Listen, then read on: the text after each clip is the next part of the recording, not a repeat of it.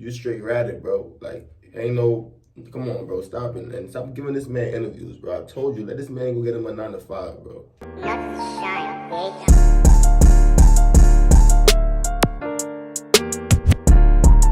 What's up, Trap City Gang, man? It's your boy, Danzel, man. Back with another video for y'all boys, man. Today, we're finna react to Big Mike, man. I don't know if y'all know who Big Mike is, but that's the nigga that snitched on your boy King Von, man. Finna get into the video right now, y'all. In this video, we're going to be speaking on Big Mike, the man that snitched on King Von. Big Mike. He's at 200, y'all. We got 50 more to go, man. Appreciate all the love y'all been showing me soon, man. Big Mike's name would be cemented in Chicago drill history and made infamous by one of Chicago's most notorious legends, King Von. Okay. The self-proclaimed demon, whose name is now associated with being a serial killer, was only 19 years old when he was officially charged with murder. May 29th, 2014. In Chicago's Inglewood neighborhood, there was a birthday party for 20-year-old LaVon Everhart, who was more commonly known as CJ. King Von was in attendance, as Von and CJ were both from Killerwood and could be seen in multiple pictures together. According to a witness statement by Lamenda Jones, CJ's mother, she tells Chicago detectives she saw Von standing near the front gate of her house, looking at 3 guys on her porch like something wasn't right. She told them, "Don't start no mess in my house," meaning don't start gangbanging at her house, because she knew Von was a member of a gang and the people on the porch were members of different gangs. She told the detective Von smiled as he replied, "I'm not on that." As CJ's mom went back inside, Von would leave the party. CJ's mom was cooking for about 15 minutes before gunfire erupted. Making her way outside, she observed a young man who'd been shot in the head laying face down in the grass. She saw another man crawling across the street, bleeding everywhere. Paramedics arrived on scene at 6:15 p.m., finding the man who'd been crawling with a gunshot to his face and another gunshot to his leg. He was identified by police as Marquise Carpenter, a gangster disciple from Jaro City who was transported to Stroger Hospital from the scene. A second victim, Timothy Robinson, was shot in the foot and able to transport himself to St. Bernard Hospital.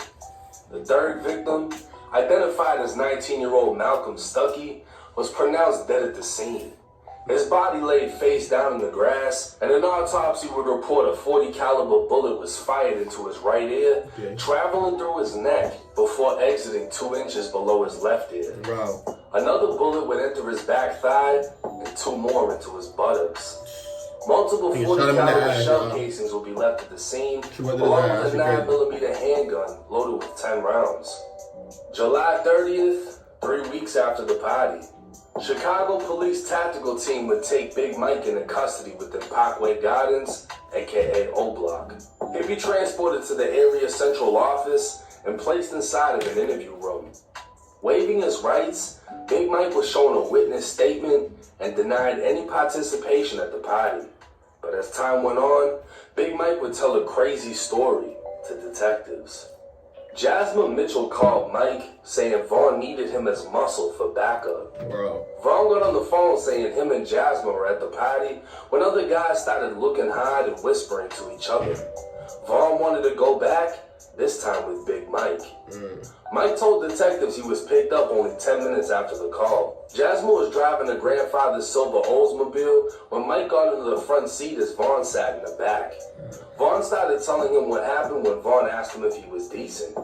Mike told detectives Von was he armed, and Mike told him he had a Glock 40 with 15 to 16 rounds. That's when Von showed him his gun. Mike told detectives they drove back to where the party was at when Von made a call asking if those guys were still out front.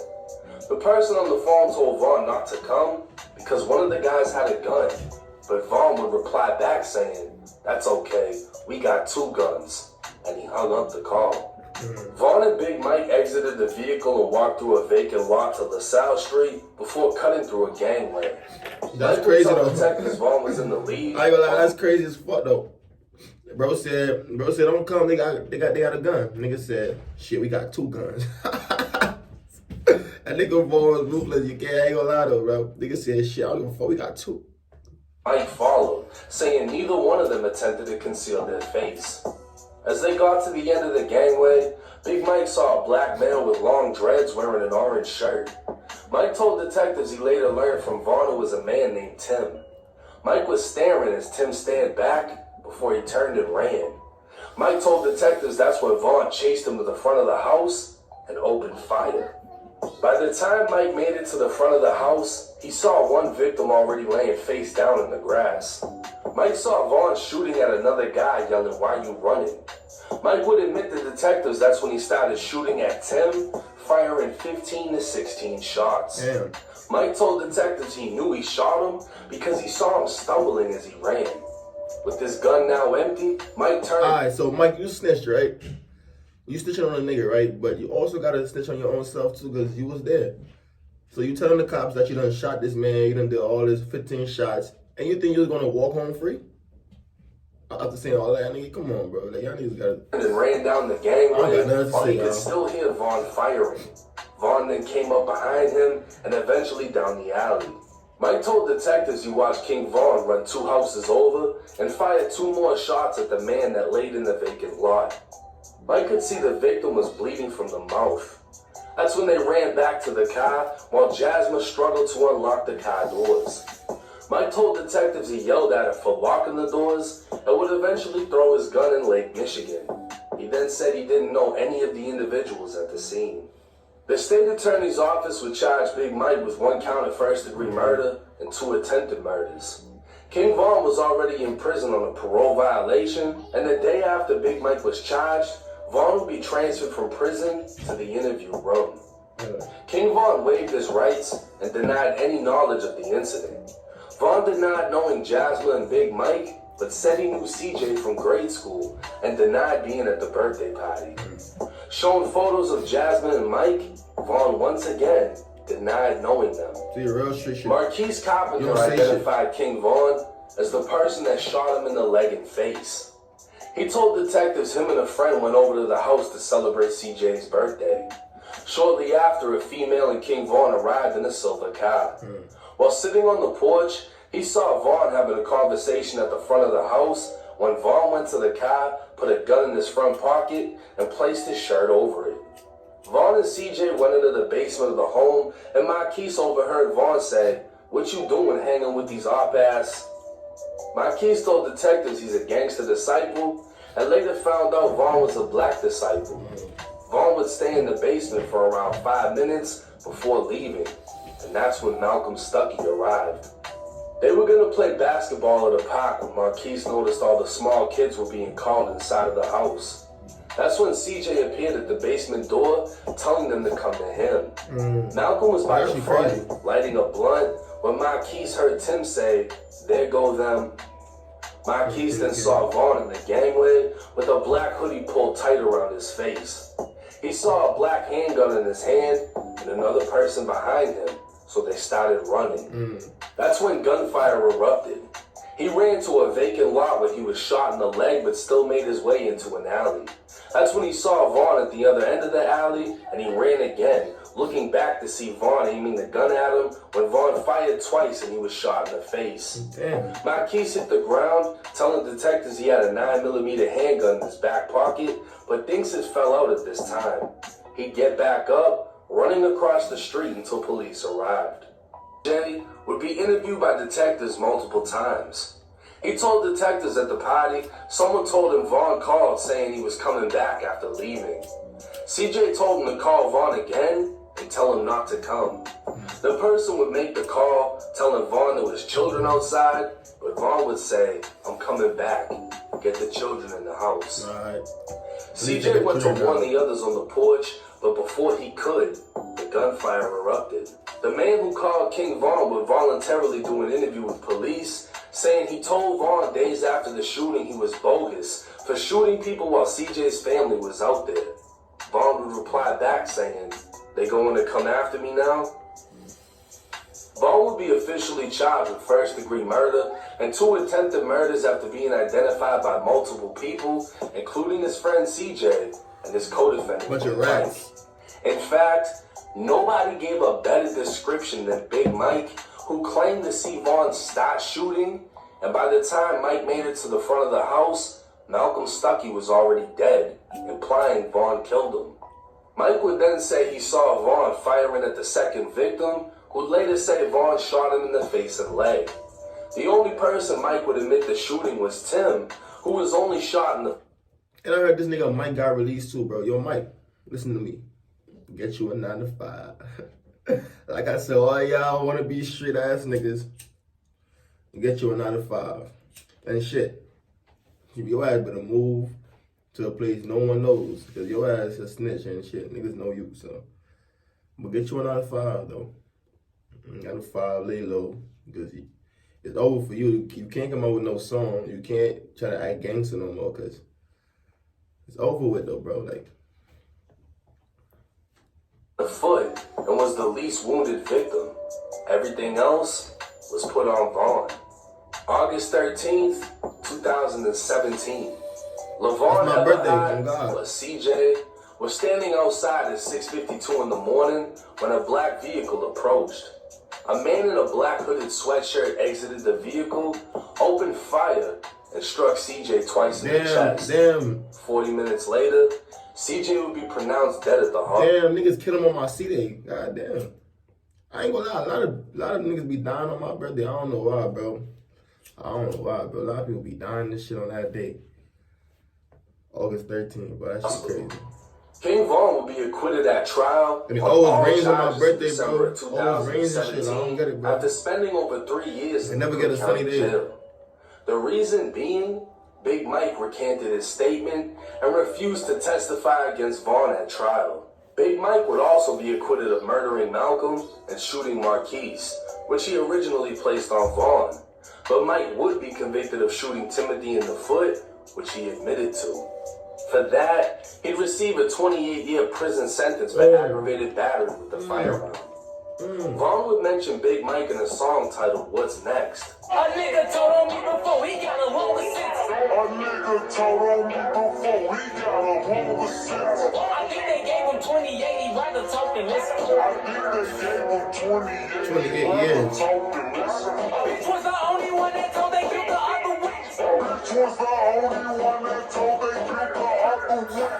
Now, Big Mike would appeal his conviction and be released in 2023. And y'all giving this man his first appearance on DJU. Boy, y'all niggas not shying away from any question. Not the Big fucking Mike whoops. would claim he didn't entirely snitch, but instead was willing to take a chance that Vaughn wasn't. What? Big Mike wanted to claim self-defense, stating the victims opened fire on him first, to which he returned. Bro, you was not claiming no self-defense, but you straight out ratted, bro. Like, you said mad shit. Like, you said everything that took place and exactly how it happened. You straight ratted, bro. Like, ain't no... Come on, bro. Stop it. And stop giving this man interviews, bro. I told you, let this man go get him a 9 to 5, bro. Get you a 9 to 5 and a kickback and shit, bro. Don't go on social media. Don't do too much. Just... Bro, you a rat, bro. Like, come on, bro. Like, you a known rat.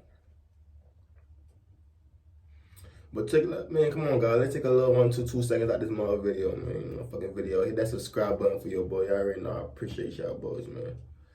These niggas, I be tired of these videos, bro. Like, let me know all the videos y'all want me to react. I be tired of these rioting ass niggas videos, bro. Like, but that's what's really trending right now, so I gotta drop these bitches for y'all boys. But let me know what y'all really want to see, though.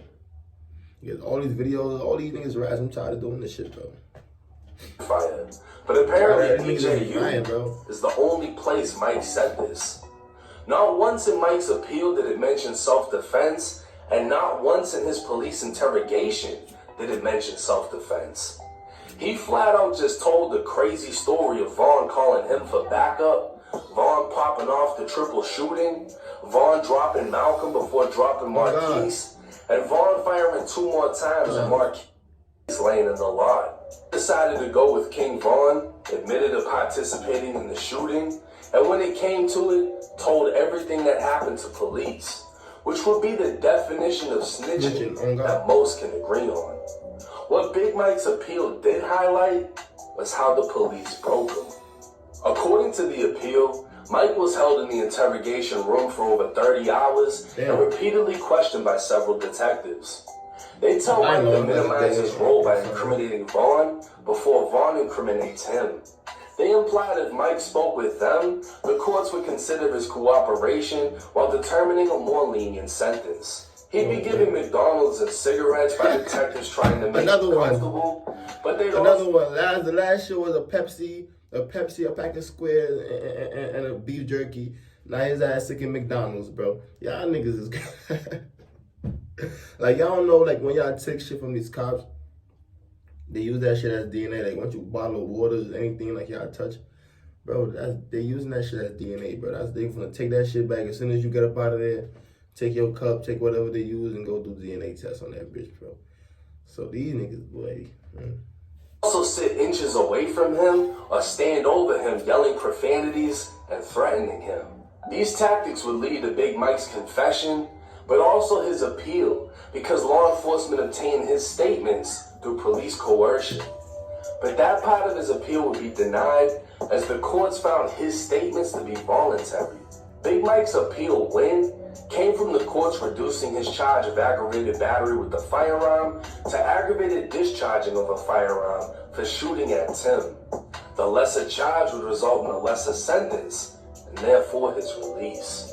So while Big Mike snitched on Vaughn, Mike still had nothing but respect for Vaughn and never spoke down on him during his interview. And the story between the two is just another crazy story out of the city of Chicago. Now, my thoughts on this situation. I saw a lot of people reacting to Big Mike's interview, reading through the appeal. I was able to read through the arrest reports, witness statements, and with the appeal, I'm able to figure out whose name is redacted and blurred out, because in the appeal, it actually names it. So it says Marquise is the one that had the silver 9mm, and then you read over the arrest report, and it's like, okay, this one's Marquise, this one's Tim. You're able to piece the entire thing together. Malcolm Stuckey was not the intended target. They say Malcolm was from the burbs, he had some involvement with some fucking gang, but he wasn't like that. He worked at the museum, whatever. Malcolm knew one of the GDs that was there. They were supposed to play basketball. One of the GDs was going to help him sell his car, whatever. Malcolm pulls up, lights a blunt, gets shot in the ear. The bullet travels through his fucking head and comes out of his neck. So when Big Mike said Vaughn chased Tim and started shooting, that's where Malcolm got hit, because Vaughn was shooting at Tim and Marquise. Now Marquise would get hit in the face, by the mouth. Big Mike would say he saw someone laying on the ground bleeding from the mouth. That was Marquise, who ended up also getting hit in the leg. I mean, Mike told the entire fucking story. That's what I said. CJ did too. CJ said a lot of shit that would go against Vaughn, along with his mother, along with pretty much everyone at the party. CJ ends up getting killed in 2017. The only other person that cooperated to the same extent as Big Mike is the victim Marquise that got shot. That was the GD from Jaro City. He gave up everything. He was like, yeah, Vaughn did this, Vaughn chased me, Vaughn shot me in the face. That shit crazy. And Vaughn still got acquitted on all charges. Now, I listened to DJ U's interview with Big Mike giving his version of events and saying he claimed self-defense, and Vaughn didn't want to claim that. He wanted to just stay quiet. I didn't find any evidence of that, though. In the appeal, it doesn't mention self-defense. In none of the arrest reports or interrogations does it mention Big Mike said they got shot at. The GD that got hit, Marquise, his 9mm was found at the scene unfired with 10 rounds in it. Marquise even said, I had a gun on me. I never got the chance to pull it out, and I dropped it when Vaughn shot me in the... You know what's so crazy about this shit, y'all? Like, Vaughn died, and everybody just started snitching now, bro, about shit that happened, or shit that this nigga did. Like, I'm not understanding, bro. Like, ever since bro died, bro, like, let me know if I'm tripping or something, y'all. Like, ever since bro died, bro, like, mad shit been coming out. Motherfuckers snitching, the other side saying he did that, other side snitching cause he dead. Bro, there's a bunch of other, bro, what the fuck? I was like, man, the streets ain't the streets no more, bro. I mean, this is just games, entertainment, bro. Man, hit that subscribe button, man. Follow my Instagram. We're gonna roll the 500 stars, man. I appreciate all the love y'all boys showing me, bro. Let me know how y'all feel about this video in the comment section. Let me know what other videos y'all want me to react to, because I'm getting tired of this. snitching shit, bro. These niggas is just wasting my time with this shit. But I'm out of here, y'all.